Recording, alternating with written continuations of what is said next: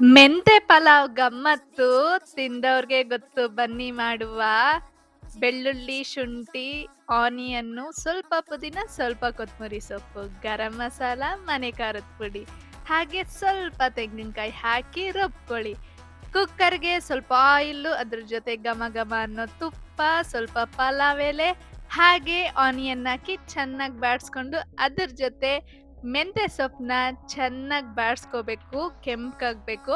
ಆಮೇಲೆ ಕೆಂಪಗಿರೋ ಟೊಮೊಟೊ, ಸ್ವಲ್ಪ ಬಟಾಣಿ, ರುಚಿಗೆ ತಕ್ಕಷ್ಟು ಉಪ್ಪು ಹಾಕಿ ಬಾಡಿಸ್ಕೊಂಡು ರುಬ್ಬಿರೋ ಮಸಾಲೆನ ಹಾಕಿ ಕೊತ ಕೊತ ಅಂತ ಕುದ್ದು ಮಸಾಲೆ ಘಮ ಘಮ ಅನ್ನೋ ವಾಸನೆ ಬಂದಾಗ ಅಕ್ಕಿ ಹಾಕೊಂಡು ಚೆನ್ನಾಗಿ ಮಿಕ್ಸ್ ಮಾಡಿಕೊಂಡು ಅಳತೆ ತಕ್ಕಷ್ಟು ನೀರು ಹಾಕೊಂಡು ಕುದಿಬೇಕಾದ್ರೆ ಕುಕ್ಕರ್ ಮುಚ್ಚಿ ಖೂ ಅಂತ 2 ವಿಜಿಲ್ ಕೂಗ್ಸಿದ್ರೆ ಘಮ ಘಮ ಅನ್ನೋ ರುಚಿಯಾದ ಮೆಂತೆ ಪಲಾವ್ ರೆಡಿ.